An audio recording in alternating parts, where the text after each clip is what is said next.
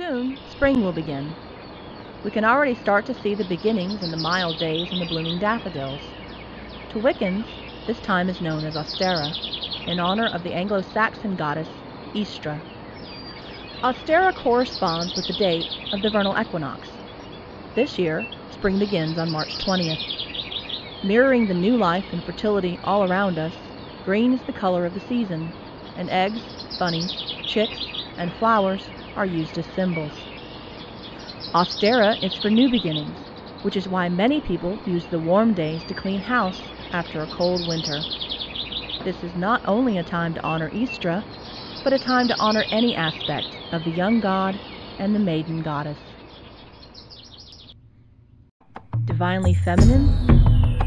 Divine feminine. An idea aiming for the larger than life, assuming that life itself has shrunk in the dryer. An avatar project, or projection. Goddess steps in the moonlit footprints of dancing Diana, the expectant labor pacings of Isis, and the crystalline frozen path of the Caliac. But holy attitudes of platitudes are thin-skinned. Even the maiden has to wash her socks. The mother is going to yell at someone for not listening, and the crone will wish her knees didn't creak. Pedestals give nice scenic view, but you can't get much done atop them. And the divinely feminine I know are too busy to just stand around being pretty statues. We're peeling potatoes, fixing the toilet, mowing the grass, looking for our damn keys or glasses, and forgetting to wipe the lipstick off the milk jug. All under the same different moon.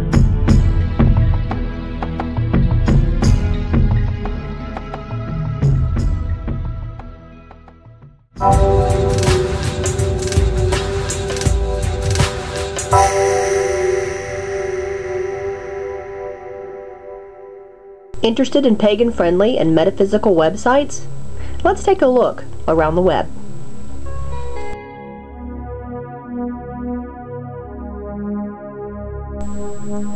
Pagan Pages is an online magazine, or e-zine, for the pagan-friendly and metaphysical community.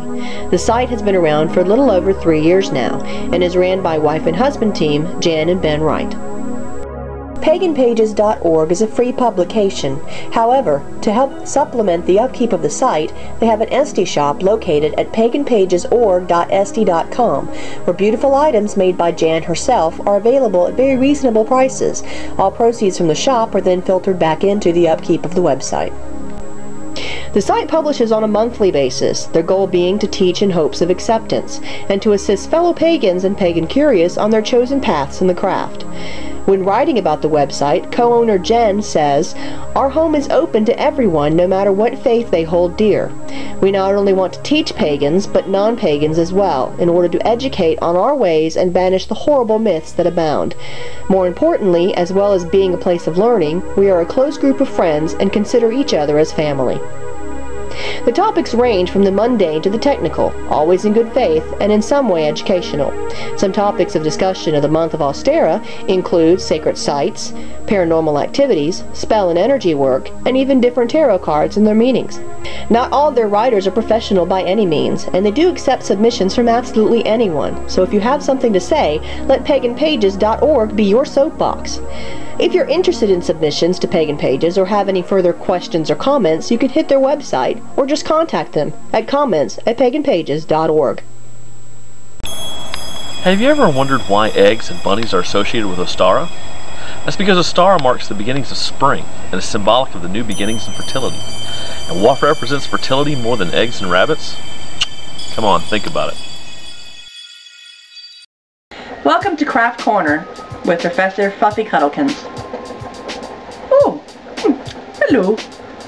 Ostara. This is the time of year when many Wiccans practice an ancient art of divination known as egomancy. Ovomancy. What? Ovomancy. Egomancy. It's called ovomancy. Shut up. Egomancy. Begin by boiling a half a dozen eggs, or as many as you need for all that are participating. While the eggs are boiling, you should take the time to prepare your die. Any kind of Easter egg die will do. Just be sure to follow the directions on the box. For example, my friend here is adding 1 pill of dye to 3 tablespoons of lemon juice. You can also use water or vinegar, depending on how bright you want your colors. Using your favorite list of divination symbols, choose carefully which symbols you would like to appear on your eggs. After you have chosen your symbols, carefully inscribe them on the cool eggs. When the egg is ready for dyeing, put it on your spoon and drop it gently into the dye.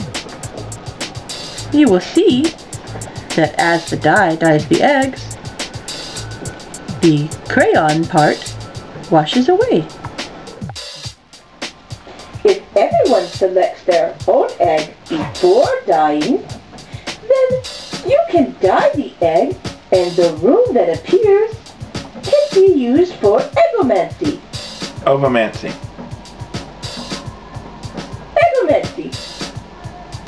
It's called ovomancy. We hope you have enjoyed this episode of Crack Corner, and we hope that you try your own hand at eggomancy. Find yourself celebrating Ostara this holiday season? Why not round off your celebrations with the goddess Ostara? She was known as the great mother goddess of the Saxon people in northern Europe. Her name was derived from the ancient word for spring, Easter. Sound familiar? It should. Similar goddesses were known by other names in ancient cultures around the Mediterranean and were celebrated in the springtime. Some were Aphrodite, Astarte, Demeter, Hathor, Ishtar, Kali, and Ostara, who happens to be the Norse goddess of fertility. But wait, there's more. With Easter, you get bunnies and eggs, both of which stand for personal renewal and fertility. And who doesn't need a little bunny love in their own home? So come on down and let Easter be your goddess today!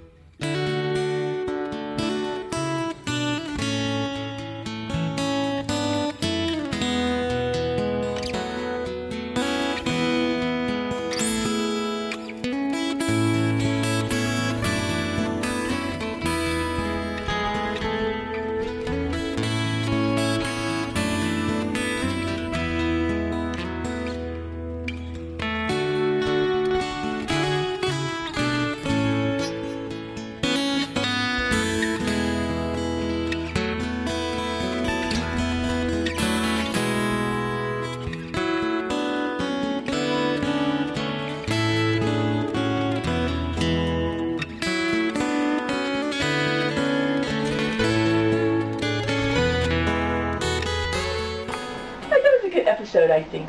It went very well. Did you enjoy it? Would you like an egg?